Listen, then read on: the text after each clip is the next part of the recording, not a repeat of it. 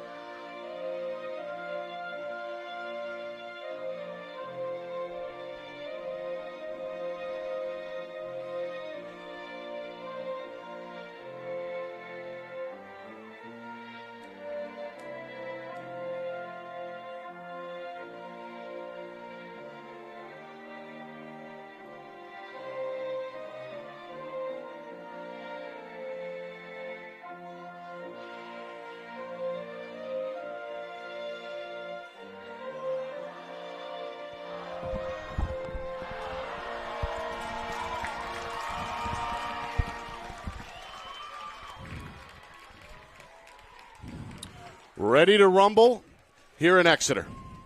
Nick Anastas, Roger Howe with you, getting set for this one. It should be an instant classic, as these two teams very familiar with one another, two rivals, and two very good head coaches. Bishop Guertin, 15-3 during the regular season. Those 3 defeats were all against out-of-state opponents. Of course, Coach Cameron stacks that schedule each and every year. Bedford, they challenged themselves out-of-state as well and did not lose to an out-of-state opponent. Cardinals a little shorthanded this afternoon. Brady Dumont, their senior attack on his way to Villanova, is out. He was injured in the final regular season game. His brother, however, Alex, is scheduled to suit up to give them a boost at midfield. And, of course, Bedford, they've been more or less healthy really throughout, and there's no significant absences this afternoon. No, they're missing Evan Capello, who's been out for a better part of the last half of the season, and Bryson Durso. Those are their only 2 missing roster spots that would normally be here. And you're right, Brady Dumont is really the only missing person for the Cardinals. We'll see how that translates, though, because he was a big part of that first game in the early part of the season. Yeah, he's their leading goal scorer on the season. Ready to rumble. Bedford in the home whites as the 1 seed, BG the 2 seed in the road greens. Bulldogs will attack right to left, and we are ready to start right at 5 o'clock on the nose. Right on, baby. Who do we have for officials today, Roger? We have Sean Murphy is the lead official out there. Tim Befke, Tyler Leeds, and Roland St. Germain will run the box for us. Well, here may be an answer to your question about the face-off X. It's Kevin Sheridan, the long pole defender, going up against the UMBC commit, Junior Paolo Vasquez, and it's Vasquez who wrestles it away early to give Bishop Guertin the initial possession. Will Murphy, the senior, on his way to Bryant, looking to spearhead the clear. A long pass is taken near side for Cam Hayden. And the sophomore midfielder, who had one of his better games in the semifinal win over Exeter, takes it across midfield and comes to a stop on that far side wing. So the Cardinal attack scored nearly 17 a game this year, looking to strike first and get on the board early. What do we see defensively from Bedford here, Roger? Straight up, man-to-man. They're 4 horsemen, as we've called them all season long, in there with Soden and Matthews. And Matthews is going to go 2 ways today, so will Brody Helton. Sean McGarry, nowhere to go. Back up top. Hudson Schmidt, the midfielder, back for McGarry. Cardinals showing patience here on trip number 1, already a minute gone by. Yeah, I think they're going to try and get a lot of isolations and spread out like you see here. 1-4 is their basic set, but they're in 1-3 here with 2 guys behind. McGarry against Matthews. Make that Schmidt near side. Caleb Young wearing a different jersey. Yeah, watch the recovery in this championship. Here. Watch the recovery. Schmidt looking to get inside Matthews, bumped out of the way. Good defense there. Cardinals look to reverse. Coach Cameron watching patiently with his hands on his hips. Oh, recover. Underhand pass taken by Hayden. Watch this. Eye on the cage. Bouncer goes off the pole. Ricochet is high in the air, far side. Hayden going to let it go out of bounds. Hayden is one to watch. He is a big body out there, and he finds space like no other midfielder, I think, out there for the BG Cardinals. Near side, it's Owen King. That's Henrishon, the long pole defender. Oh, they got a pinch here. One of 3 seniors defensively for Bedford, along with Kerr and Sheridan. 1-on-1 from the corner, it's Young. Check that, it's Michael Ponto. Picked up off the switch by Henrishon. 2.5 gone by already. An extensive opening possession for BG. I think both teams would like to play like this. They're defensive powerhouses. King looking for room, and the pass over and back is going to result in the first turnover of the game. It's got the Bulldog faithful on their feet. Matthews with the restart, and now Bedford with their first trip on the attack, hoping to crack this scoreless tie. Smart lacrosse there by the Bulldogs. They did not need to force transition there, give their defense a break, as you said. Almost a 3-minute possession there to start the game. 3 minutes in. Here's Alex. Make that JJ Gaffney. Going to give it up, and now it's the freshman Sam Berard behind the cage. And let's watch what they do with Matthews and Helton here. They're both pulled here. Derek Kaliza on his first touch. Oh, yes, got the Looks cut. for a cutter. It's Berard who goes wide. Golden opportunity there for Bedford, but the freshman misfires. Wow. Golden opportunity, as you said. They got Finn Moran and another pole out there on Matthews, and they're trying to do the cross to shake each other and leave the middle wide open. Right now it's Noah Guerrera matched up with Matthews, Bedford's top scorer. This one is loose. Finally secured by Bishop Guertin. As Hunter Dewaney gets to it. Dewaney keeps it along the sideline for the clear, being hacked at from behind by Matthews. Dumont is knocked down by Helton. Coach Cameron wanted a flag. He won't get one. Meanwhile, Dumont shaken up behind the play. And now an official's timeout as Dumont slow to get up. Yeah, I don't agree with this. I think that he hit him. He hit him square. He didn't get him up high. Didn't see any head contact. Well, it was an official timeout due to the fact that Dumont appeared to be shaken up. It's not going to be a penalty for the hit. So Bedford's Gaffney standing still for the moment.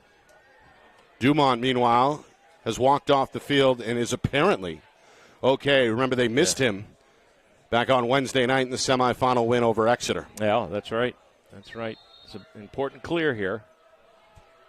No problem for Gaffney. And again, Bedford looking to strike first. 4 minutes now gone by first quarter. Barad with a spin move. Got the step. Does not have the angle, however. No. And elects to reset. By the way, Guerrero right in the face of Bennett Matthews. That may be the matchup to watch. Gaffney coming downhill. Behind the cage, Barad cycles it near side for Helton. The sophomore. There it is. Looking for a shot. Offers a bouncer wide. I think if you're Brody Helton, that's what you have to start looking at all game long, is to get Finn Moore tired and bring him across the midfield and roll back to Bennett Matthews and find him on the wing. There's Luke Purnell, one of the junior co-captains. Nice Good spin move. Shot goes off the crossbar. Loose, put home by Barad, and Bedford is going to strike first.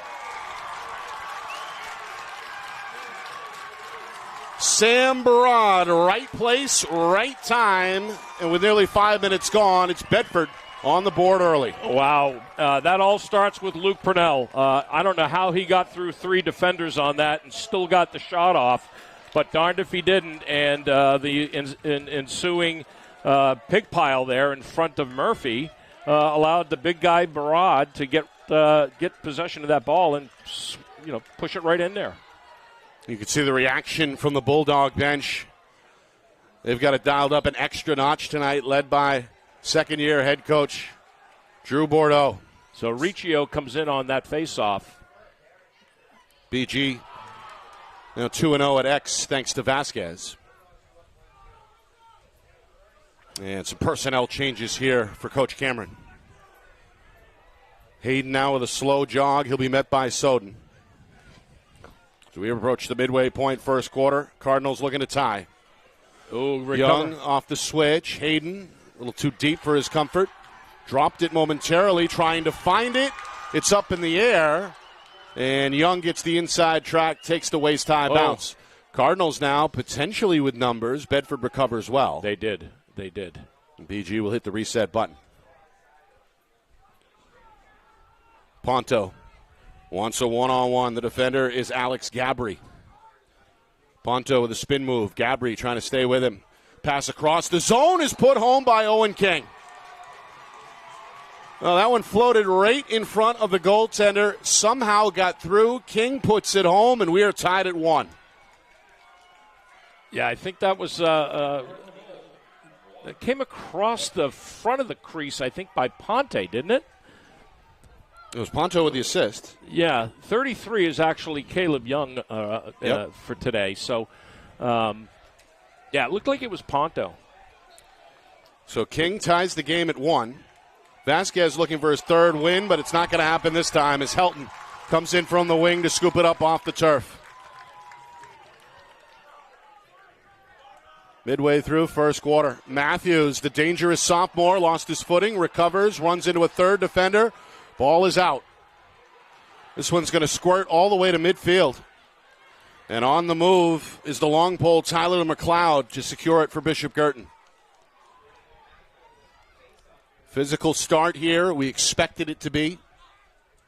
The officials, more often than not, likely to give the players the benefit of the doubt. No penalties yet, despite some pretty rough stuff through the first 6.5 minutes. Yeah, that little flurry there was quite physical. Gorgeous afternoon here in Exeter. Temperature at 72 degrees, a nice breeze. Partially cloudy skies. And again, a big crowd, which continues to funnel in. Oh, yeah, pop. Big hit. Dunsmore lost it. Gaffney's in the mix for Bedford, and he has it. Somehow survived. Finds his sophomore goaltender, Ethan Kahn, and now Bedford looking to work on the clear. It's picked off by Ponto, who puts it home. Boy, Michael Ponto read that one well. He jumps the passing lane, comes up with the steal, and creates the one-on-one to put the Cardinals out in front for the first time. Reminds me of like 1986 Celtics with Bird stealing the ball right on the baseline and giving it to DJ, right? 87. 87, yes. Okay, yes. I stand corrected. Game 5. Yeah, but absolutely great awareness there by Ponto. So Ponto checking into this one early, Roger, an assist and a goal. You got it. Good for him. Got another kid at the X. It's Riccio, the freshman who took the majority of the face-offs for Coach Bordeaux. Won't win this one. Vasquez now 3 out of 4. He did win that last one, though. He was in on that last face-off and won that. Meanwhile, a double team. Ponto goes doubling, but first a whistle and a timeout from Coach Cameron. He smelled a possible turnover there, and he's going to use his first TO here with 4.5 to go in the first quarter. Yeah. Wow. Well, I mean, the energy is here. Both teams are bringing it, and they are banging heads out there.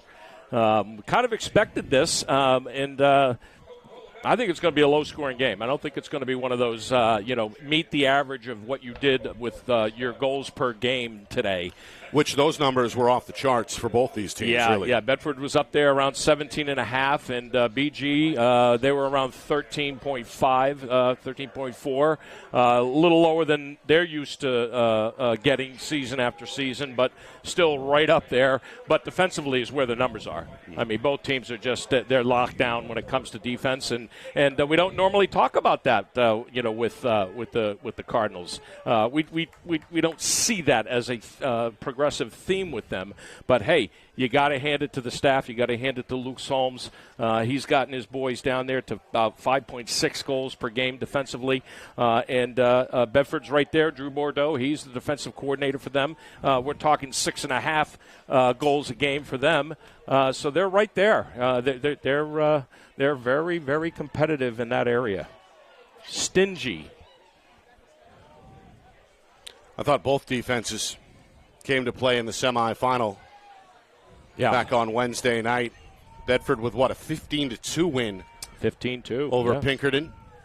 Yeah. And Bishop Guertin advanced 12-4 over Exeter. Yeah, and that, I mean, both teams were locked down. You got to remember that late in the game, both teams put in their second and third stringers. I think BG actually started putting their guys in about halfway through the third. Nice poke check by Kerr. Young lost it. Kerr is on top of him. Look at this, the pursuit. And ultimately, it's Sheridan who gets to it for Bedford. Fast break. Look at how Hayden gets back. What a great effort there. So this was another. Go ahead. No, you go ahead. No, Mike. One of the keys to the game was the Bulldogs have got to match the persistence and the aggressiveness on ball that the Cardinals do every single game, and they're doing that right now. Forced a couple of turnovers early. It's Kaliza on the doorstep. He goes wide. The senior veteran on his way to Lynn had a golden opportunity there. Wow, the Bulldogs should be up. They should be up 4-2 right now. Literally. They've missed the net 3 times, point blank. Instead, the Cardinals looking to protect a 2-1 lead. 2 men behind the cage. It's Kaliza. Love what I'm seeing in the middle here between Bennett Matthews and Soden. Soden is in the slot. He's wide open. Hayden, good on-ball defense finally. Kaliza slips free and scores. Wow.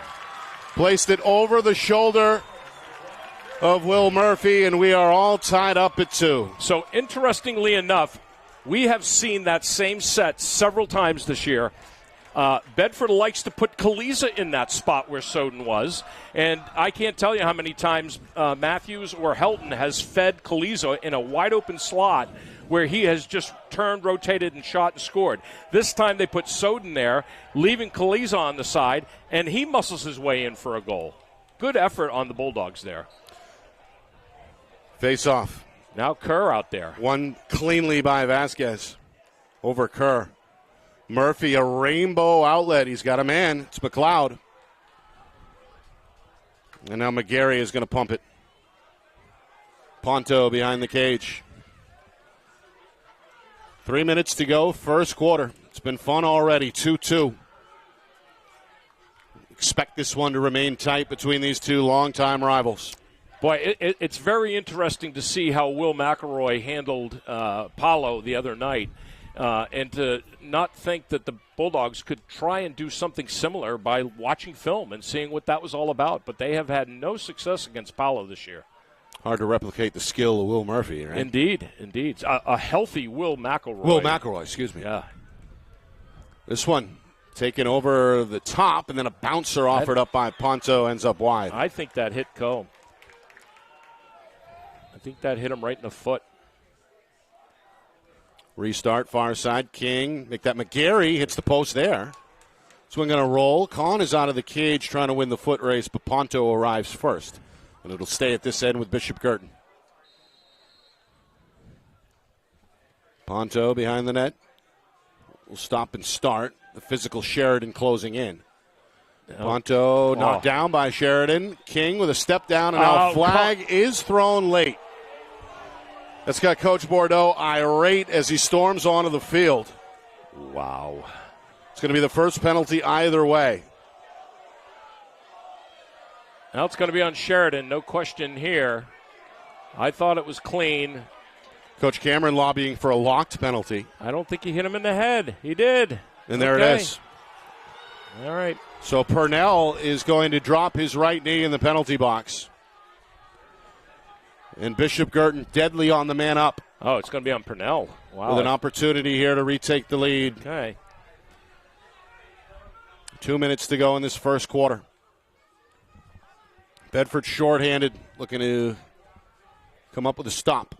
Up top, Ponto, step down. Kahn swallows it up to his left.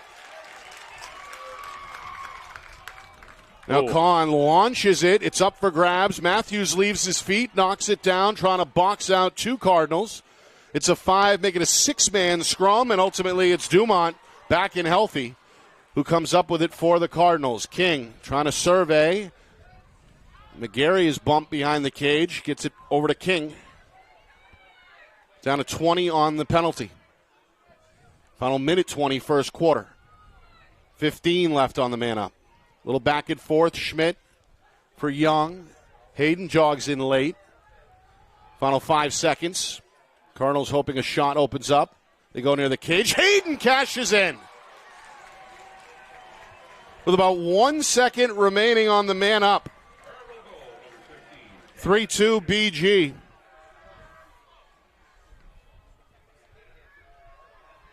Well, patience gets the Cardinals a goal here. They were very patient about where they were on the field. They got the ball back after a very poor lob clear by Kahn. I think Kahn got a little flustered there.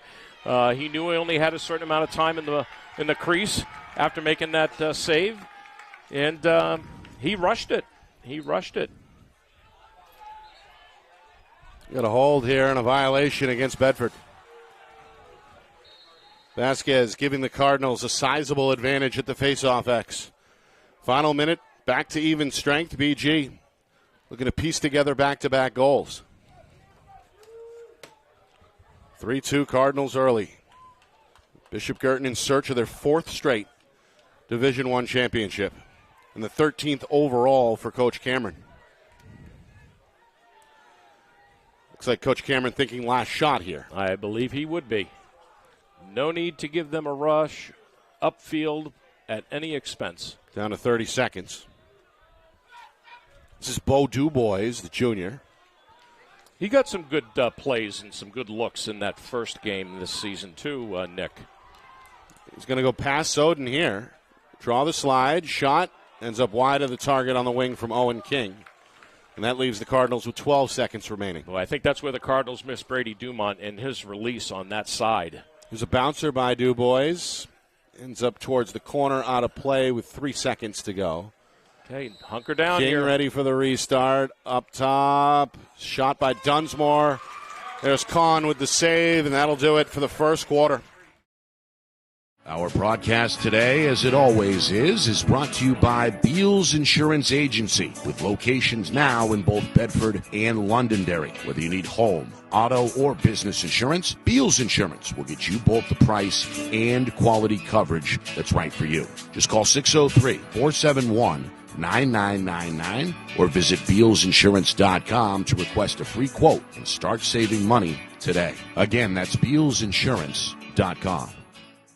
The New Hampshire Tomahawks promote the highest level of club lacrosse competition, not just in the state, but in the country. Looking to get recruited? Director Chris Cameron keeps an open dialogue with the nation's top college lacrosse coaches. Over 400 New Hampshire Tomahawks alumni have played at the college level, including the ACC, Big East, Big Ten, Ivy, NESCAC, NE10, and more. New Hampshire Tomahawks coaching staff has over 100 coaches, including current high school, varsity, and college coaches. The Tomahawks offer training for players of all ages, clinics, camps, and leagues, along with spring, summer, and fall elite teams. So play with the best. The New Hampshire Tomahawks, showcase and development for college lacrosse. Visit NewHampshireTomahawks.com and girls.nhtomahawks.com.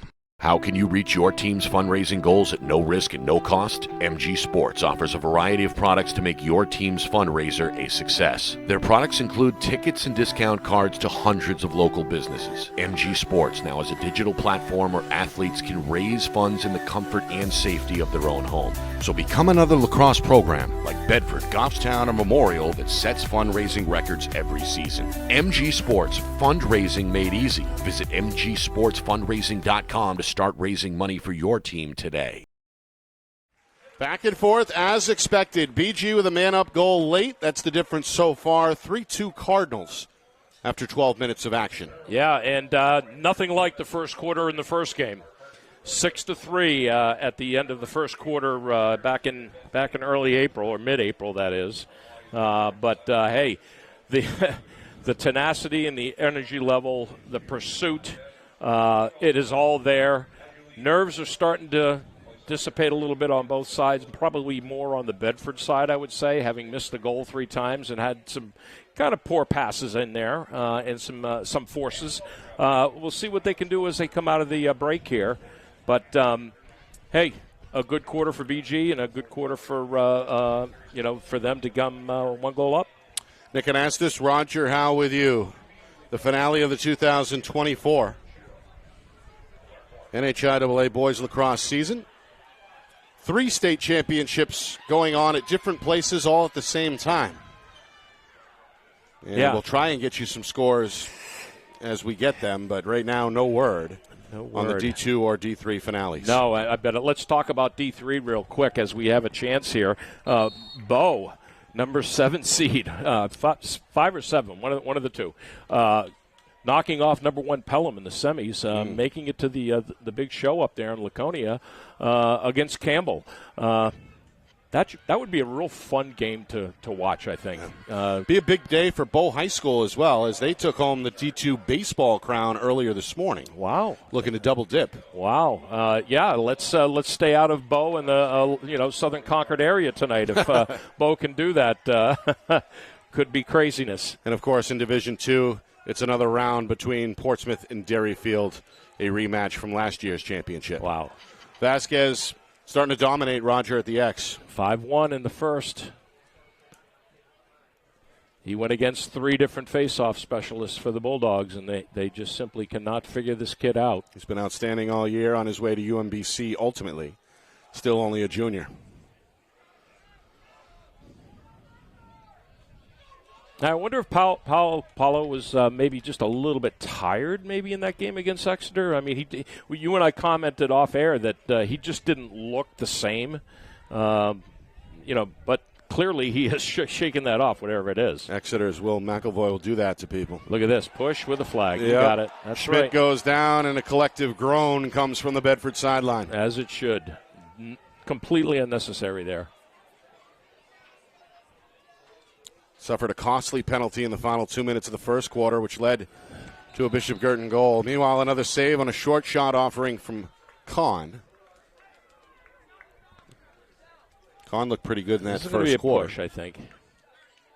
It's a 30-second penalty, and it's going to go against the freshman Sam Barad. So BG, they cashed in on the man up late in the first quarter with just 1 second remaining. And that ends up being the difference between the two teams in that first quarter. Now the Cardinals look for the largest lead so far either way. Skip pass, Ponto goes 5-hole. Shot and score. Second goal of this first half for Michael Ponto, who's elevated his game as of late. The junior puts his team out in front now 4-2. I'll tell you what, he sure has. I've seen a bunch of their games this year, and, I didn't do a scorecard every single time, but I got to tell you, I don't recall him making a presence the way he's making it now, and I wonder if it's because of the Brady Dumont injury. Getting his chance and going out there and taking it. Vasquez continues to roll at the X. He's won every one but one. But a turnover. This is going to give this back to Bedford. This is what hurt BG in the prior game. They were winning faceoffs, but unforced errors between the boxes, that's what was hurting them. No problem for Bedford here on the clear. And now Gaffney will slow it down in the near corner. Going to approach cautiously. Now steps on the gas far side. Oh, big Kaliza with a good dodge. Yep. Shot and score, and it's Derek Kaliza who comes up with a quick answer to cut the BG lead in half. Nice dodge by Derek on this one.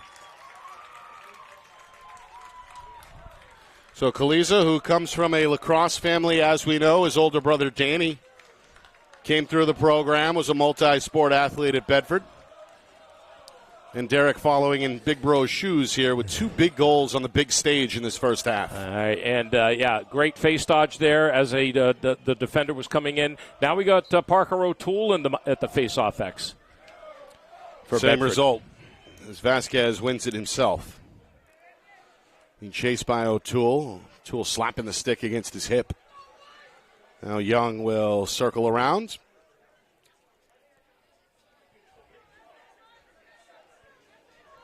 Here's Caleb Young on his way to Stony Brook, one of several NCAA commits on each roster.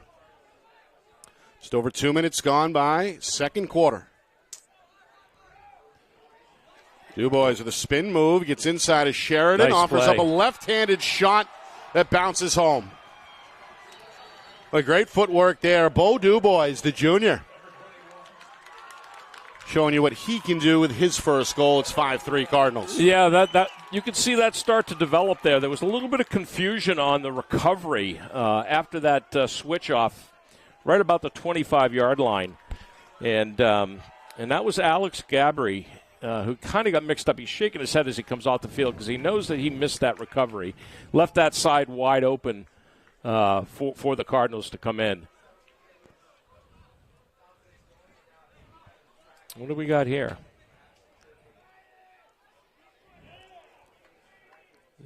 We have a penalty after the goal? We must have. I'm going to give the ball to Bedford. Yeah. Dead ball foul. Yeah, dead ball foul. So Barad flips it for Matthews. He's been quiet so far. Oh, nice play. Nice play. He's got Dumont breathing down his neck. Indeed. Finds his classmate, fellow sophomore Brody Helton, who drives down the middle. Jump shot, swallowed up by Will Murphy. Will Murphy, a multi-year starter. They call him chill Murphy based on his laid-back demeanor. Big tack. Contested catch. Hayden gets across midfield. To Gotta his get right, Young. Young down the alley. Young with a shot. And a save by Kahn. Ground ball far side. Matthews closing in. King right on his heels. And this one goes to Bedford.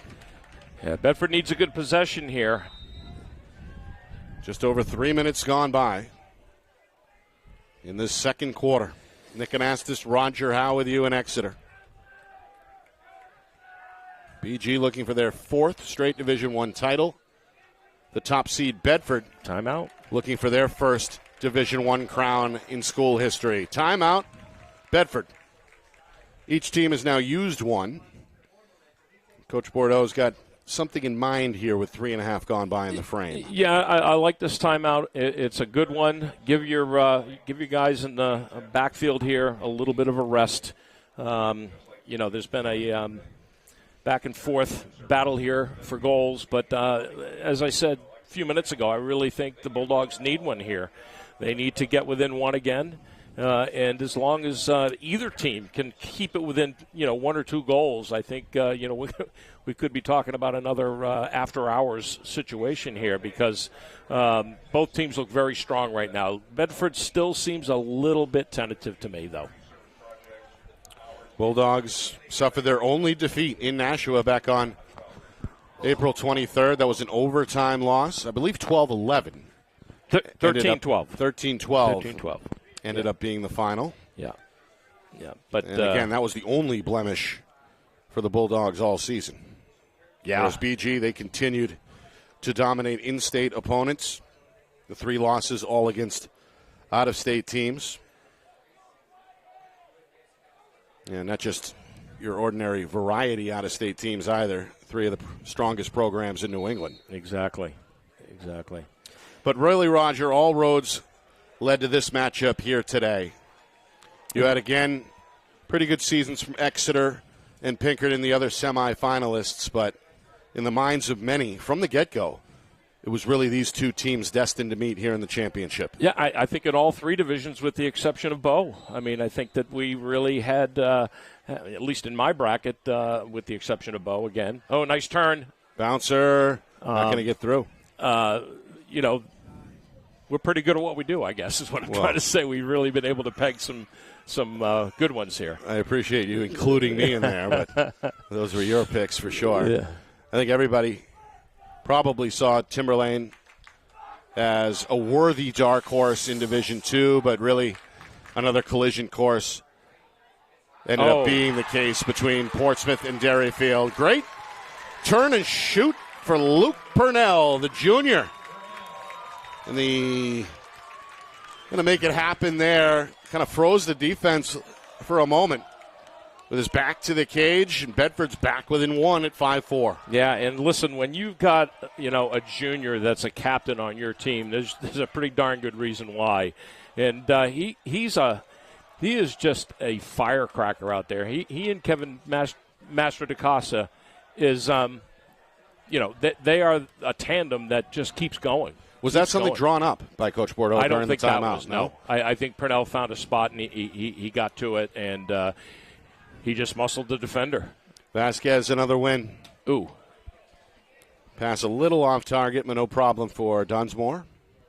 And now Micah going to slow it down. As Young comes on for Bishop Guertin and takes the pass. 4.5 gone by, second quarter. Young being chased by Kerr. And now Hayden will take over. They're going to try and draw the defense out here. With Kerr. Young going to dip the shoulder. Kerr trying to stay with him. Young to his right. And now 2 behind the cage will play catch. McGarry, goal line extended. Nearly 5 minutes gone by, second quarter. Well, this is textbook lacrosse. I love the way both teams are playing right now. Defensively and offensively. Crisp. Yeah, the ball movement was really on display in the dominant pair of semifinal wins on Wednesday for these two teams. Con got a piece of that. Yep. How many saves early for the sophomore, Roger? I got him at 6 now. Okay. 3-3. Bishop Guertin has had the advantage in terms of shots on goal in this first half. They certainly have. Time of possession's a big factor when you can start looking at that.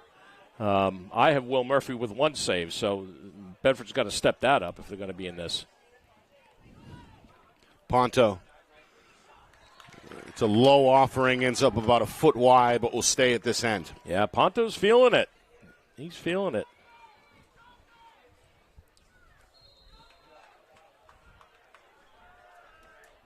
Nearing the midway point, second quarter, and another extensive Bishop Guertin possession. We saw in their first trip, they ate up nearly 3 minutes on the clock. Oh, big hit. It's Helton. Big hit. For the big-bodied sophomore.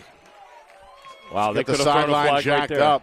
He threw his stick to the ground on his way. Yeah, but he carried it. He could have gotten a penalty on that. And he's going to run right into the locker room, by the way. Ooh.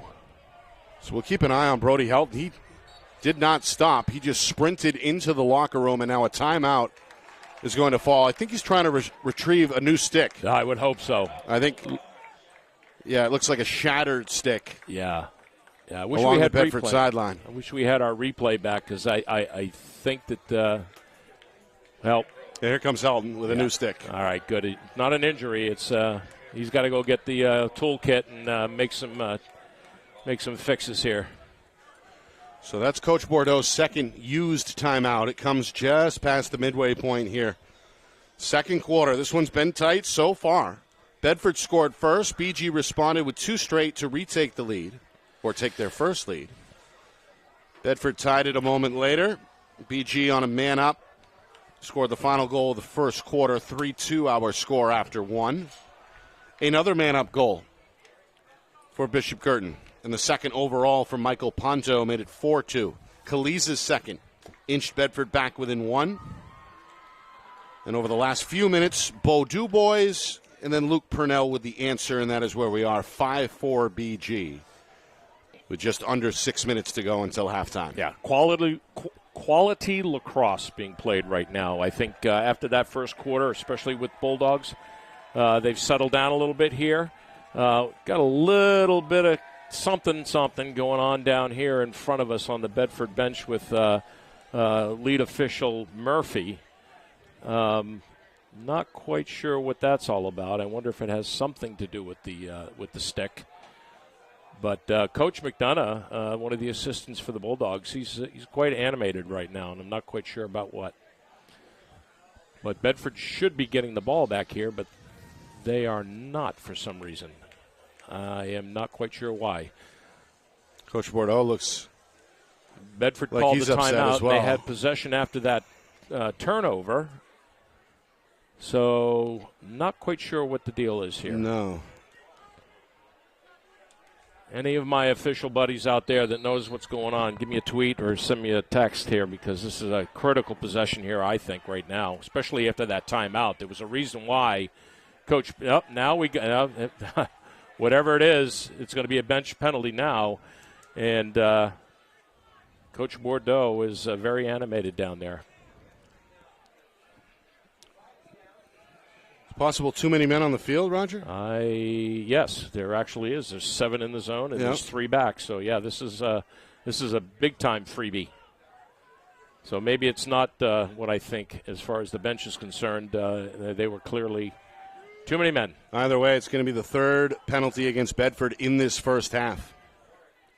Oh, watch this. We're inside of 5 minutes now. Yeah. Very patient. It's been the MO here in this first half for BG. Yeah, and this is not something that is being directed from the Cardinal bench. Coach Cameron is very calm right now. He is not directing traffic at all. He knows that his team knows what to do in this situation. He does not like that, I can guarantee. No, it's a deep shot. Won't get through, but Dubois follows his own miss with the ground ball. Yeah. And now Dubois' second offering is wide, and now we get the penalty. It's going to be a procedure. Too many men, as we said. Let's see who he's going to have sit this. Looks like it's going to be Barad.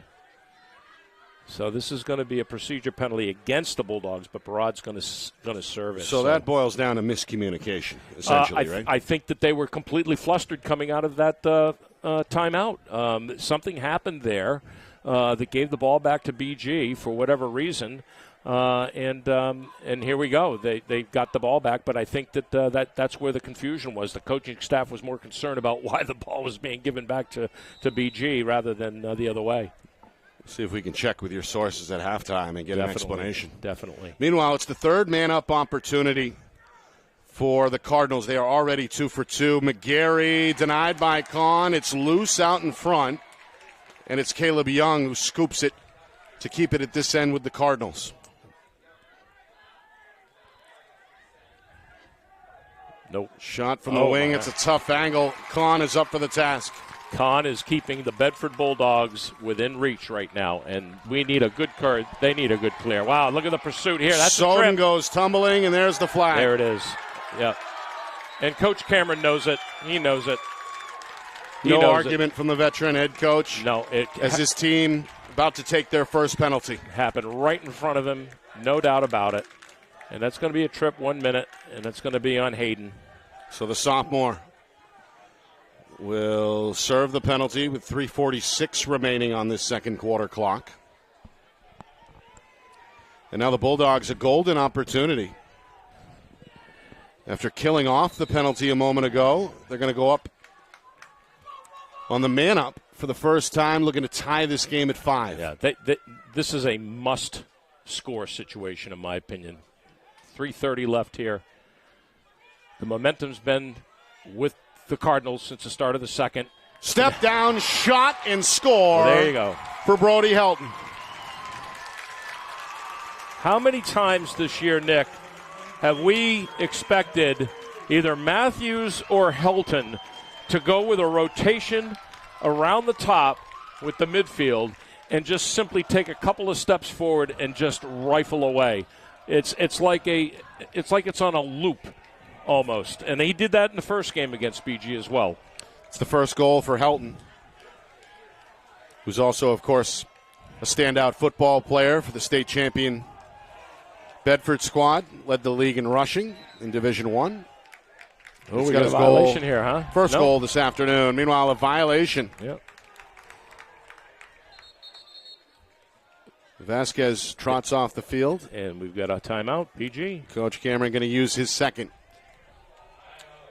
Comes with 3:24 to go until halftime. Coming up at halftime, stats, highlights, analysis, Rogers' keys to the second half, and a scoreboard update on Championship Saturday. So a lot to get to coming up at the break. Nick and Astis, Roger Howe with you. It's been fun. It's been back and forth as expected. A big crowd on hand here in Exeter. And an energetic gathering for sure, as expected. All right, hey, here's the call, and I want to thank Merrimack coach Brian Miller for chiming in here. I was correct. He picked up his stick after the stick broke. That is Helton, and that's a procedure call. There you go. So even the timeout got called simultaneously to when Helton carried his stick forward. That's a violation. That's why the changeover. So it did have something to do with the broken stick. That makes sense. And that's what that's all about. Well, we've got thanks, Coach Miller. Really 4 of the best in the business. Oh yeah, down there on the field, we are in good hands, as you mentioned at the top of the broadcast. Yeah. The other top officials are doing D2 and D3. Right. So and we can say that about most of these playoffs. Not one game did I get to or broadcast did I have a real problem with the officiating. Yep. Yeah, it's been well done. Well, not only that, I mean, I've said it in the last couple of broadcasts. I think the buzzword this year was keep them safe, but let them play. And more often, I like what I'm seeing with all of the officials in the state. Sure, they make mistakes, and we all make mistakes out there, and sports is a thing where we're expecting perfection, but clearly I think I like what I see, at least, out there. Here's Young, going to fire on the move, a bouncer. Not sure if Con got a piece of that after the bounce or not. Yeah, he did, but it was off cage, so no save there. Okay. Sorry, Ethan. He's been a stud, though, so far with 8 under his belt unofficially. Yeah. Here's Hayden. Good turn. That one redirected. That went off Kerr. Here's King. Trying to find a crack. It's just not there. This Bedford defense standing tall. This is a push. It's going to go against the Bulldogs. Alex Gabry Ponto is guilty, but Ponto take the goal instead. Goes upstairs for his 3rd goal of this first half, the hat trick. It's got BG back out in front, 6-5. Yeah, and you know what? Good for the BG Cardinals. I mean, again, their pursuit and their persistence, no matter where the whistle is on the field, no matter where the flag is in the air or on the ground, they're just programmed to get to the goal, and that was a great play by them. So no penalty. That gets waved off. That was a push, technical, so we're back to full strength. Back and forth we go. 6-5 Bishop Guertin. Vasquez has been about as consistent as you can ask. Has he still won all but one? He has won all but one, and the one that he did not win was not a clean win by Bedford. It was a violation. Meanwhile, Murphy venturing way out of the cage. The senior going to backstep. Kaliza closes the gap.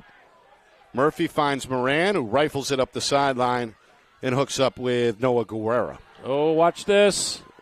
The trailer dropped the pass. Dunsmore had a shooting lane but couldn't reel it in.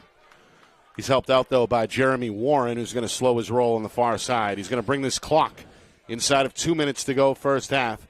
BG looking to match their largest lead from earlier on this trip. Dubois, a spin move. Draws a slide, and now is picked up on the switch by Sheridan. Here's King. Dunsmore with a taste. Gets it right back. 1-on-1 against Soden. The two collide. Coach Bordeaux wanted to push against the offensive player. Won't get it. Dubois. Kevin Sheridan can pursue, I'll tell you. He's a big-bodied individual, as we know. And he's fast. He's got great feet. Yep. Standout member of that football squad back in the fall. Going to Bentley to play football. Final minute, first half.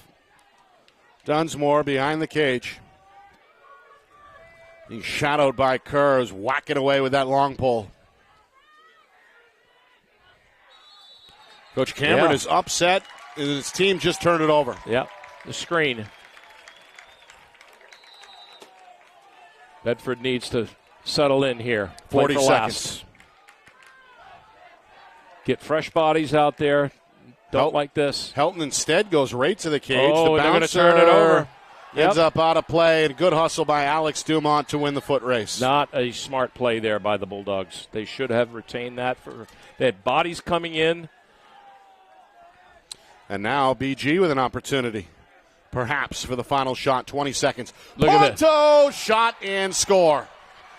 Paid the price, didn't they? A beautiful off-ball cut. Able to reel it in and offer up that low shot for his 4th goal of this first half. Yeah, they paid the price for Bedford forcing that whole play. There was really no reason for Helton to go to the net there. And he had Matthews and he had Gaffney right behind him, ready to set up, play for last shot. And, gosh, how many times has this happened, in a BG Cardinals game? A deflating turn of events for Bedford. Cardinals love it. And a violation on Riccio. The freshman went early. BG, golden opportunity here to cash in again. Final 15 seconds.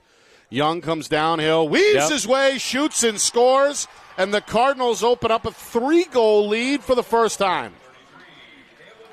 Caleb Young, quiet for the most part up until now as he breaks through with his first goal to make it 8-5. Yeah, this is the price you pay, and now you're back on your heels. And the only thing that's going to stop this little bit of a run here is the clock. They're going to go into the half down 3 goals, and they should really be looking at a possession with last shot, in my mind. 2 goals within 9 seconds. Yeah. Could have very well been a tie game, and Sheridan just steamrolls him. Doesn't deter Vasquez, who comes up with it. He's going to run out of time, however. No. Or will he? Shot? No. Score? Is that going to count? That is going to count. No, the officials will wave it off. They're waving. Oh, I don't know. Well, the trail official emphatically blowing the whistle and waving his arm, saying no. All right.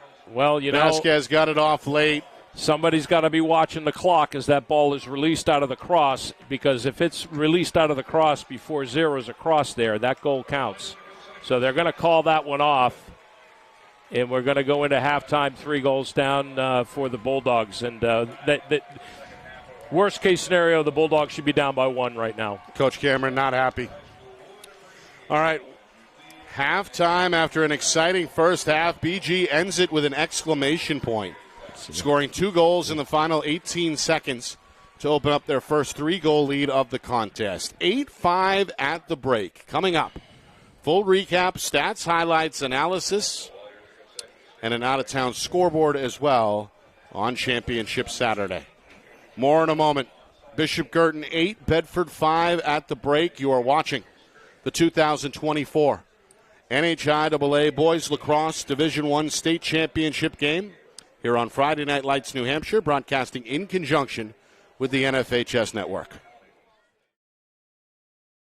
Our broadcast today, as it always is brought to you by Beals Insurance Agency, with locations now in both Bedford and Londonderry. Whether you need home, auto, or business insurance, Beals Insurance will get you both the price and quality coverage that's right for you. Just call 603-471-9999 or visit BealsInsurance.com to request a free quote and start saving money today. Again, that's BealsInsurance.com.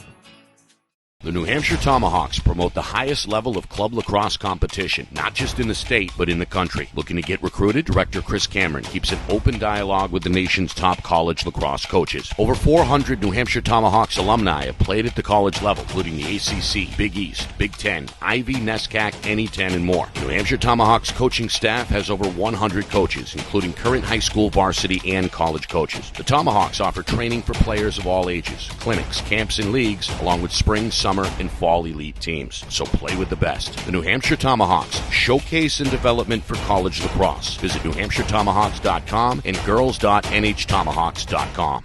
How can you reach your team's fundraising goals at no risk and no cost? MG Sports offers a variety of products to make your team's fundraiser a success. Their products include tickets and discount cards to hundreds of local businesses. MG Sports now has a digital platform where athletes can raise funds in the comfort and safety of their own home. So become another lacrosse program like Bedford, Goffstown, or Memorial that sets fundraising records every season. MG Sports, fundraising made easy. Visit mgsportsfundraising.com to start raising money for your team today. Well, it's halftime here in Exeter.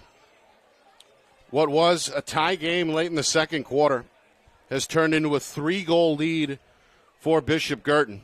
They score 3 in the final 2 minutes and 37 seconds, with the last 2 coming within 18 seconds of the halftime horn. They almost scored a 4th. However, Tyler Leeds emphatically saying that Paulo Vasquez did not beat the buzzer and get that out of his stick in time. And so as a result, it is 8-5. But the momentum going into the locker room, clearly with the Cardinals, Roger, as Bishop Guertin seeks their 4th consecutive Division I state title. Yeah, and it was all because of that one play in transition from Brody Helton, in my opinion. They should be, at the very least, down by 1 goal right now, 6-5. Instead, they're down by 3. Not a good sequence of events there from about, the 17-second mark? Maybe a little, about the 17-second mark. But, hey, let us not forget, in that first game, it was 9-6 at half, Bishop Guertin. So a 3-goal deficit to either of these teams doesn't mean a whole lot. Some of your keys from that first half holding up here as Bishop Guertin has found a sizable advantage at the face-off X thanks to junior Paulo Vasquez. I would really, clearly. I mean, we talk about that so often, it almost gets boring to talk about, so I'm not going to here because it's apparent. But when Bedford gets possession, they need to show a reason why they are here, which is because they have a great offense and they know how to settle things down and they know how to play in the offensive side of the field. They have literally no shots on Will Murphy. I mean, I've got him down for 2 saves, and I was generous with the second save. I didn't even mark it down here. But they just need to be more patient out there and show the maturity that the Cardinals show every time the Cardinals step on the field. So I would like to see them, when they do get possession. We haven't had a lot of clears by either team. I've got 4 and 4 for BG and 3 and 5 for Bedford, which indicates, unlike the first game, there is possession occurring out there. Bedford just needs more. Elsewhere, there's 2 other state championship games going on in terms of boys lacrosse. And, well, Bishop Guertin and Derryfield, that game has gone to the half. And what do you have for us, Roger? I got 7-5 Portsmouth, and Chili Cabot's having game. 4 goals for Derryfield in that first half. So keep it a minute. Keep it a minute, and we all know how both of those teams can go on runs, just like these 2 teams out here. If anybody out there, I know that Campbell, it's difficult to track the Campbell Cougars through Twitter, but I know Bo's got an avatar, and I'm not seeing anything from them. So if anybody's got some info on that, I'd love to hear about the D3 game and what's going on up there in Laconia. What do we watch for in this one in the second half? Give me a way Bedford can get back in it, and what does BG need to do to pull away? Bedford needs patience, and they need to, when they gain possession, they got to remember that they can't score 3 goals on 1 shot. They need to be patient out there and play their game, because their defense is playing very well out there. I've got no problem with the defense. We're going to see 3 poles on the face-off starting here. So you've got – I don't think I've – well, maybe not. No, Henry Sean's going to go back in the box. I thought he was going to go on the wing there. But we've got 2 of their starting close defenders on this face-off to start the second half with Helton. This might hopefully turn the tide for them if they need to get possession at all. Vasquez stays dominant, wins it cleanly, and now it's Murphy out of his cage to begin the third quarter. Senior with a long pass down the middle. It's played on the bounce by Henry Sean. It flies out of his stick right to his teammate, Brody Helton. Not sure why Murphy did that. He didn't really have the clock on him to get it over, but not a big reaction out of Coach Cameron, so... Thought he saw something perhaps downfield. Maybe. We've seen those kind of long passes from Murphy before. Yeah, and I think you commented, oh, look at this. Bennett Matthews, jump shot. Of course, Matthews quiet in that first half, held off the scorer sheet after leading the Bulldogs in scoring during the regular season. Penalties also bit Bedford in that first half. Yes, indeed. As they gave up 2 man-up goals, got 1 back. I think in that first game that you did with Ryan McDonough down at Stellos, you both commented on how many times the ball was thrown away by Bishop Guertin, and they haven't done that today. They have not created transition and turnover situations, unforced errors. That is certainly helping them today. Kaliza gives it up. The pass gets behind Gaffney. It rolls to midfield. Henry Sean trying to poke it ahead for Helton, who overruns the play. Matthews comes crashing in, and this one is still up for grabs. And now it's McLeod who finally gets separation and possession for the Cardinals. BG looking to go up 4 for the first time here with nearly 2 minutes gone by in this third quarter. Coach Cameron directing traffic. Brings on the sophomore Cam Hayden. He's going to take over for Dunsmore, who jogs off the field. So Schmidt entering the fray as well for BG. Yeah, I really like what I've seen out of Cam Hayden this year. He's really come along. He's a stud, big body, big shot. Factored in with a goal in that first half as well. Meanwhile, Young shake and bake. It's inside a curve, but left it wide on the shot.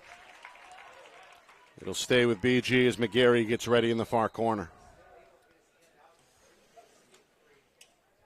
Cardinals very patient on the attack in that first half, with several multi-minute possessions. Young behind the cage. We'll cycle it back to McGarry in the far corner. Looking for some room in the middle, being ridden from behind by the defender. Kahn with another save. Ball ends up in the air. Players on both teams trying to locate it, and out of the scrum comes Sheridan for Bedford. Got the Bulldog crowd clapping their hands. The big senior up the sideline for the clear. Now don't throw it away here. Finds his fellow Pole, Alex Courtnor. Gaffney trying to get to the ground ball and does. In hot pursuit, a stick goes flying. It was Gaffney's. Ball out as well. BG to the ground ball. Long outlet pass, fan to midfield from the goaltender Murphy. Hooks up with Schmidt. Cardinals look to press the advantage, but think better and pull it back out as Ponto will slow it to a stop. 3.5 gone by, third quarter. No change from our halftime score of 8-5. So I think after this second clearing attempt by Will Murphy, this is something that maybe BG has implemented into their clearing game. Go long distance, keep a guy over there by the cone on the far side, and look for him to be open and not. Oh, nice play. A gorgeous pass from behind the cage, put home by Owen King for his second goal. And that's got the BG faithful on their feet as the defending champs have opened up a 4-goal lead for the first time at 9-5. Yeah, it looks like Bedford's a little bit asleep on that one. Man, we talked about that in the last game, how they kind of get a little lackadaisical. They're not up in this one, but hell, they gotta wake up here. Meanwhile, the Bedford fans trying to give the team a lift. That was a really nice play. Really nice play by the Cardinals. I like the way they snuck in there and got just about a layup coming through the middle like that. And Roger quietly, Coach Cameron's squad has scored 4 in a row. Yeah. Dating back to late in the second quarter. Yeah. Vasquez continues to give them a distinct advantage by winning another faceoff, where he's been nearly perfect. Now the junior is trying to find somebody to pass the ball to. A little scooper. And Hayden will take over. Nearly 5 minutes gone by, third quarter. And it's 9-5 Cardinals. BG seeking their 4th straight Division I title. Nice turn. Wrap around. I think Kahn got a piece. He did. It ends up with Helton. Now the sophomore on the move. Hooks up with Purnell. He's going to dip that left shoulder and fire on the move. It's backed up by Barad and will stay with Bedford. All right, they need to relieve some stress here on the defense, and they need a good possession with no errors. Matthews trying to get himself going. Jumper. The bouncer ends up wide. Boy, the 213s have been stuck together. Yeah, the Cardinals have done a good job of, quote-unquote, shutting off Bedford's top scorer and Bennett Matthews. Right now, the assignment falling with Finn Moran, the long pole senior on his way to Siena. They have. They really have. Scored over 50 goals in the regular season. It has been kept off the scorer sheet tonight. Nearing the midway point, third quarter. Got an opening. Got an opening. Looking to set up Barad, who hits the post. It's going to ricochet back to midfield. And then McGarry lost his stick. There it is. A sliding play by Matthews. Leads to Helton, who finds Purnell, who scores. What a sequence of events there. The ground ball ends up with Bedford at midfield, and 2 passes later, it's in the back of the cage. And let's give it to Brody Helton there for not taking a rip. He could have easily, he was within the 10-yard, or inside the 20, 10 yards away. He could have easily had taken a rip there, but instead he does the right thing, finds Purnell. And I don't care what you say about Luke Purnell. That kid has got some game. He had about 5 head fakes in about a half a second, if that. The junior co-captain with 2 goals in this one. Good goal. And that one a big one in terms of a boost for the Bedford Bulldogs. Yep. Violation against Kerr. Yep. Another win for Vasquez. And now Dunsmore with a quick restart will look for shelter on that far side. Midway through third quarter. BG has played with the lead more often than not. Bedford actually scored first. Cardinals held leads of 3-2 after 1 and 8-5 at halftime. Out in front right now, 9-6. They've been led by Michael Ponto, who has 4 goals, but the junior could not reel that one in as it came in down by the ankle, and it's turned over to Bedford. They need to look sharp here. The Cardinal Ride will look to force a turnover. Cardinals did with an unforced turnover there. They need to capitalize on this because they have not done that a lot today. Kaliza, a good job on the clear there. Finds Soden. And now it's back to the senior Kaliza. Bedford trying to get within 2. All right. This is exactly what they needed to do at the end of the first half. Just slow it down. Matthews with a dodge, a shot on the move, a little too deep there. Yeah, don't like that take at all. Don't like that take at all. They need a good possession here. They need to get almost a perfect rotation inside to pop one in here. 5 minutes to go, third quarter. Barad for Helton. Helton given plenty of room by Moran. Little 2-man game here. Matthews comes middle. Going to wind up. Low offering there. Not sure if Murphy got a piece or not. I'm not sure either, Nick. It didn't appear that he did, but I'm not liking the way Matthews is shooting here today. He seems to be missing. Spin by Purnell, and then he cashes in on the doorstep. A hat trick for the junior Luke Purnell, and Bedford is back within 2 at 9-7. Yeah, just when you think you've got the offense locked down with your defense, with your poles covering your big guns, Helton and Matthews. Again, Luke Purnell, sneaky as he is, he does it again. I think they just forgot about him, and that happens a lot with Luke Purnell. They just seem to forget. He finds his spot behind goal line extended. We said it in the Pinkerton game the other night. He just finds his spots, and they seem to find him all the time. This footwork has been excellent. It has. This one up for grabs. Helton's got the inside trap. Vasquez collides with Helton, and now a flag is thrown. So we're going to give that to the Bulldogs on the faceoff, and I think we're going to get a trip out of bounds here. What's the call here? Push. Okay, they're going to be light. So this is going to be on Paulo.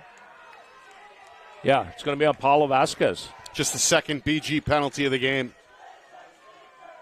And that's the right call there. It really wasn't a trip. He just kind of slid into him. That certainly got the bench fired up, and now Bedford, who did cash in on their lone man-up opportunity in that second quarter, looking to score here to bring themselves back within 1.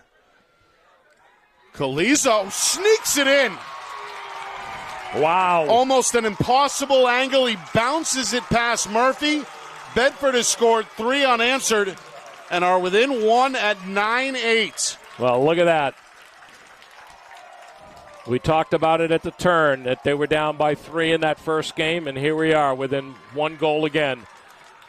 9-8.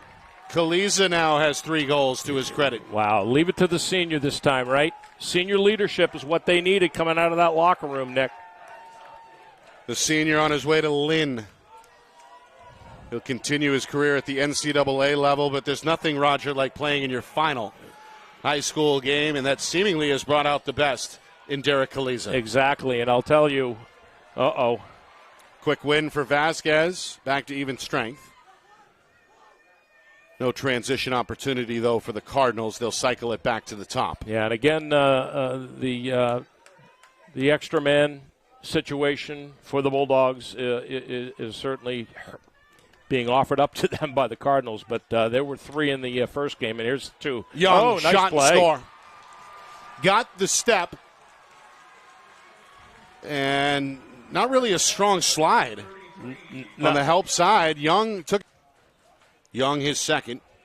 He scored with 9 seconds remaining before halftime. He scores here with 3:43 to go in the third. Exactly.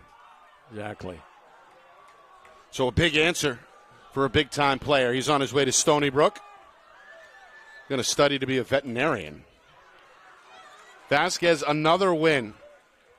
Avoids the swipe from Kerr. And now BG in a good spot here, looking for a second straight goal, trying to rebuild a 3-goal lead as we march towards 3 minutes to go in this third quarter. Ponto has been the leader on offense. 4 goals for the junior. Yeah. He's forced to give it up here, though, to his sophomore teammate Hayden.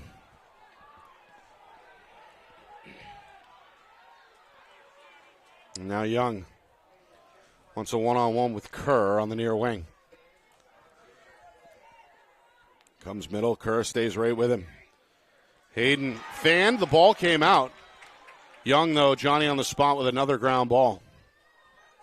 BG will keep it at this end inside of 3 minutes, third quarter.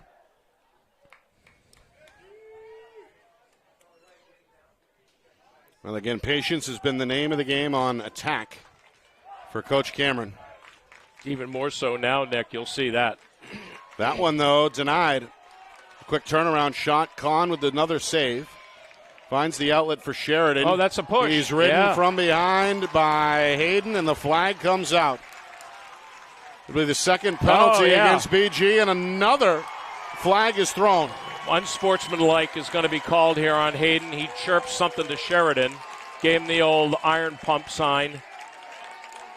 Probably going to see a push and unsportsmanlike. Could be Got some explaining to do to Coach Cameron over in the box. Let's see the call here. Down on one knee, trying lock. to They're going to lock it. Explain the situation. And they're throwing the book at him now. Yeah. We got a hold, and we've got an unsportsmanlike. It comes with 2:22 to go in the third. And that's a lock for the unsportsman, I'm going to say, because you don't normally see a lock on a technical, but this is an opportunity that Bedford has to capitalize. Absolutely has to capitalize. 90 seconds up on the board in terms of the penalty. 2:15 to go on the game clock. Bedford open to cut BG's lead in half. Around the horn it goes. Dropped by Gaffney momentarily. Recovers quickly. And now Purnell. Back for Helton. Up top for Matthews. Backdoor Kaliza contested by Dunsmore. Ball comes out. It's going to roll toward the boundary and will stay with Bedford. Wow. I think Bedford got a gimme there. That was in Bulldog stick when he got it checked. It could have gone the other way. Inside of a minute remaining on the penalty. Third man up opportunity for Bedford. There it is. Kaliza stripped. Matthews the ground ball. And up front, it's Barad who cashes in. The freshman. He scored the game's first goal way back in the first quarter. And he's heard from again here in a big spot as the Bulldogs cash in for their third man-up goal. Second. And BG is desperate to get this face-off. Lock penalty, no release. And there's still quite a bit of time left. You got another 41 seconds in this lock penalty with the hold and unsportsmanlike tandem. They're going to tie it up here with Kerr, and then he comes out. Vasquez, another win. Cardinals with the ball, but shorthanded for the next now 30 seconds. Minute 20 on the third quarter game clock. Cardinals a 10-9 lead. They've played with the lead most of the way and led at one point by as many as 4. That was earlier in this third quarter when the score was 9-5. Now the name of the game, wind down the clock. Final 10 seconds on the penalty. It's dropped by DuBois, and Helton comes away with the ground ball. Then he loses it along the sideline. And back it goes to DuBois. Unforced errors, killing. Back to even strength. Final 45 seconds of this third quarter. BG would love an insurance goal here before the horn, and it seems like that's what Coach Cameron has in mind here, perhaps. Last shot. 30 seconds on the clock. Caleb Young in no hurry, just feet away from his head coach.